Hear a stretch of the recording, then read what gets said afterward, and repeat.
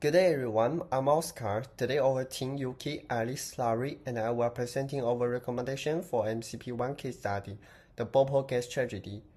This slide is our content. It shows our two recommendations and action plans. Our first recommendation is based on external environment to set up the same safety standard at every UCC locations. The disaster in Bhopal shows us the need for strong safety measures. By implementing this standard and checking them regularly, we can quickly fix any issue that come up. Next, we have our action plan for recommendation 1. It includes a key step, responsible team, timeline and location, cost and some potential challenges. First, we will create safety rules that apply to all locations, based on the best practice from around the world. Next, we will hear external film to review our seats every year to ensure they follow these rules. Lastly, we will form a team to act on any problem this review uncover. To carry out this plan, we need to cooperation of several teams within UCC. The Global Safety Committee will manage the safety standards. The audience management team will work with the external reviewers. The compliance and enforcement unit will make sure that all seats follow the rules and fix any problem found. The key steps are setting up the rules, studying the audience, and addressing the findings. This process will help us keep improving our safety measures and prevent future issues. And now I will hand over to Yuki to introduce the timeline and the location, costs, and the potential challenges. Now, I would like to talk about the next part of recommendation 1. This part includes the timeline, the locations where we will work, the money we need to spend, and the problems we might face during this process. Let's start with the timeline and locations. In the third quarter of 2025, we will begin to use the new safety rules. This first step will focus on North America and Asia. These areas have some high-risk places, so it's important to act quickly and solve any safety problems there.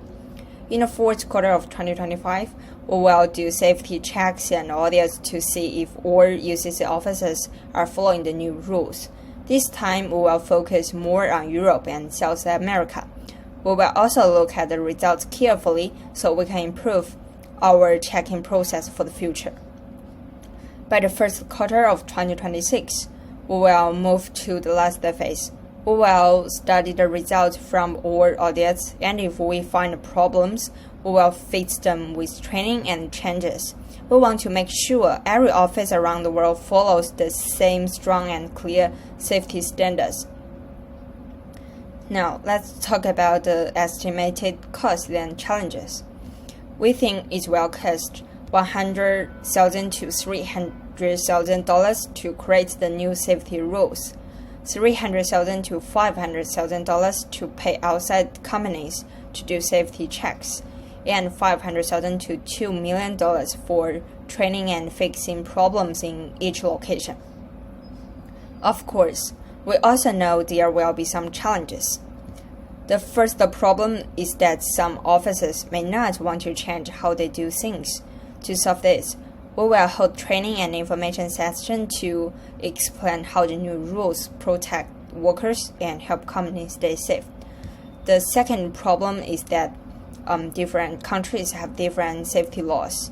Our plan is to make small changes to the rules in each place so they will still follow the local laws but also keep the main global safety standards. In short, this action plan is clear step by step and ready to solve real problems.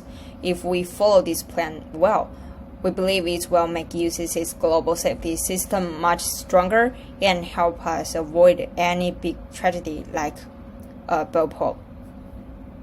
Today we would like to introduce recommendation 2, and this one is based on system theory. Now, what does it mean? Basically, system theory tells us that in any organization, all parts must work together. If one part fails, the whole system could break down. So why did we come up with such a suggestion? Looking back at the Bhopal accident, we found that UCIL has serious problems in terms of safety management.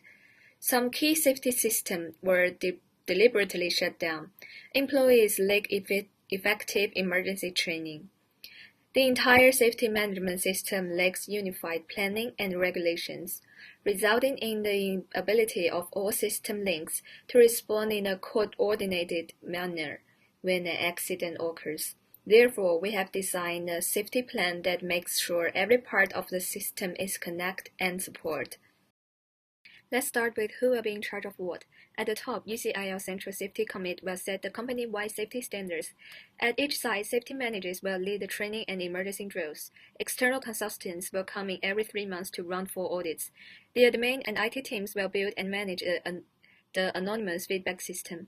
And finally, the operations team will keep the equipment in good condition and ready for use.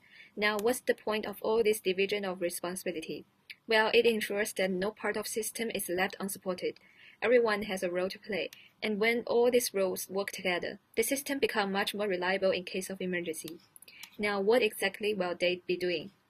Here are the key steps in the safety plan. First, write and hand out the safety manual that explains emergency procedures, then translate it into local language so everyone understands it. After that, provide training to all staff and supervisors.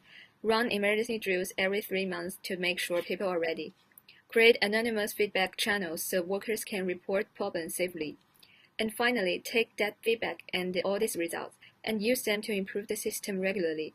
So by putting these steps into practice, UCIL can turn theory into action. Each step strengthens one part of the system, and together they build a stronger safety structure. So when does all this happen? We start in month 1 at a Bhopal plant.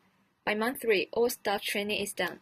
In month 4, we run the first drill and launch the feedback system. In month 6, we do the first 4 audits. Then every 3 months, we review and improve. A clear timeline like this means everyone knows what's happening, when it's happening, and who's responsible. It's not just a plan on paper, it becomes a working system with real deadlines. Now let us evaluate the cost what we need to pay for, beginning with the training, which requires staff time and material as well as the trainer's time. Consulting areas will also add external cost.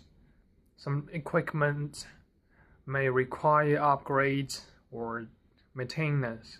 We will incur cost for translating and printing safety documents. Now we will need to either purchase or develop a platform where people can provide feedback without identifying themselves. There are numerous areas of cost, but each one help keep the system functioning as a whole. So there's some cost to consider, but they are investment for safety. When Poverty founded, our system component will have a greater chance to thrive in the long run. However, no plans fail this. Let us look at some challenges we might encounter. There might be a resistance to the new processes from some managers or employees. There might be language or culture misunderstanding. Other procedures is some remote locations might be done with lesser quality.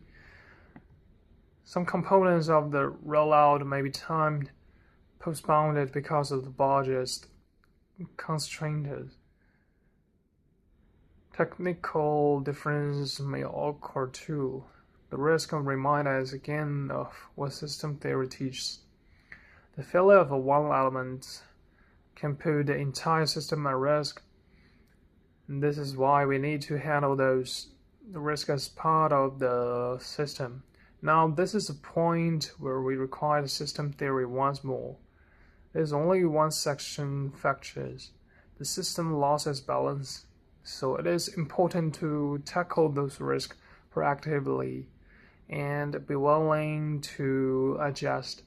In brief, the recommendation allowed UCIL the opportunity to construct and integrate and harmonized safety system. It is not slowly rose, but rather whether all components operate in unison. Thank you for listening.